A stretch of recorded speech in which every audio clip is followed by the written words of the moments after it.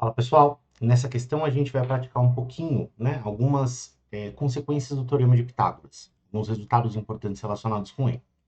No primeiro item, ele pede para a gente encontrar a medida da diagonal de um quadrado cujo lado mede A. Vou desenhar um quadrado, né, o lado dele mede A. A gente sabe que o quadrado tem ângulos retos. E se ele quer que a gente calcule a medida da diagonal, eu vou traçar a diagonal. Quando a gente traça a diagonal do quadrado, a gente separa o quadrado em dois triângulos que são retângulos isósceles. Se eu quero calcular a medida da diagonal D, eu vou usar Pitágoras. Vem comigo. Hipotenusa ao quadrado é cateto ao quadrado, que é o lado do quadrado, mais o outro cateto ao quadrado, que é o outro lado do quadrado. A ao quadrado mais A ao quadrado é 2A ao quadrado. É uma coisa mais ela mesma, é 2 vezes ela. E se eu quero calcular o D, eu vou tirar a raiz dos dois lados da expressão. Veja, raiz de D ao quadrado é D, porque D é um número positivo, é uma medida. E raiz de um produto tem uma propriedade de raiz que deixa você separar isso, né, em raiz de um dos fatores vezes raiz do outro. Raiz de 2. Não dá para calcular, a gente vai deixar quietinho aí. E raiz de A ao quadrado é A, porque, de novo, né, esse valor é um número positivo, com certeza. Sua resposta, portanto, é que a diagonal do quadrado é lado vezes raiz de 2. Isso é um resultado importante, né? Porque quadrados são figuras que aparecem com frequência nos exercícios.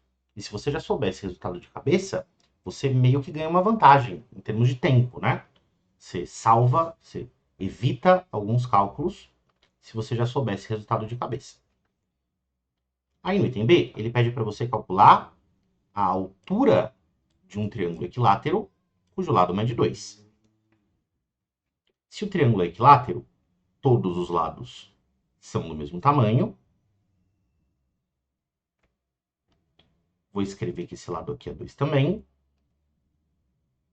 E aí é importante você lembrar que quando o triângulo é equilátero e você traça a altura, que é o que a gente vai precisar fazer, é o que o exercício pediu para você fazer, né? A altura do triângulo equilátero também funciona como bissetriz. Ela divide o ângulo de 60 graus do triângulo em 2 de 30 e também funciona como mediana. Então, esse lado que media 2 ficou quebrado em dois pedacinhos que medem 1 cada um deles. E eu estou procurando essa altura. A altura criou triângulos retângulos, então a gente pode usar Pitágoras de novo. E fazendo Pitágoras aqui, eu tenho que cateto ao quadrado, a altura é um cateto, mais cateto ao quadrado, essa metadinha do lado é outro cateto, é igual a hipotenusa ao quadrado, e a hipotenusa é o lado do triângulo. Então, h ao quadrado mais 1 dá 4, h ao quadrado dá 3, e, portanto, a altura desse triângulo equilátero é raiz de 3. Perfeito? Então, o importante para você resolver isso é lembrar que no triângulo equilátero a altura também funciona como mediana. Quando você traça a altura, ela corta a base do triângulo em dois pedacinhos que têm a mesma medida. No item C, ele pede para você generalizar esse resultado, né? Você pegar o que você descobriu aqui no item B e fazer esse cálculo não para um triângulo equilátero de lado 1, mas para um triângulo equilátero de lado genérico, né? Que ele pediu para você chamar de Azinho.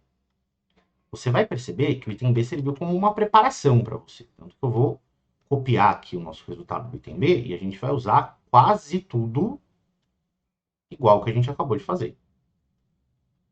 Era tipo aquecimento para você conseguir fazer o item C. Então agora o lado do triângulo é A. Continua valendo aquela propriedade de que quando você traça a altura, você quebra a base no meio. Só que agora, como a gente está fazendo uma conta, né, literal, vai dar um pouquinho mais de trabalho a parte algébrica. Mas é o mesmo princípio que a gente vai seguir. Faz Pitágoras, isola o H. Então, a altura ao quadrado mais o outro cateto ao quadrado é a hipotenusa ao quadrado. Lembre-se que, ao elevar uma fração ao quadrado, você tem que elevar a parte de cima ao quadrado e tem que elevar a parte de baixo ao quadrado. Então, esse quadrado serve para o A e serve para o 2. E eu quero isolar o H, né? Então, o que eu vou fazer? Eu vou passar esse A quadrado sobre 4, subtraindo para o lado de lá. Vou ter que tirar o mínimo múltiplo comum dessa expressão, para eu conseguir fazer a subtração das frações.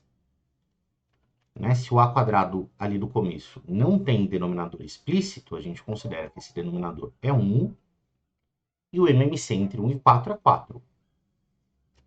Para tirar o MMC, você faz o processo de dividir pelo de baixo, multiplicar pelo de cima. 4 dividido por 1 fica 4, vezes A ao quadrado dá 4A ao quadrado.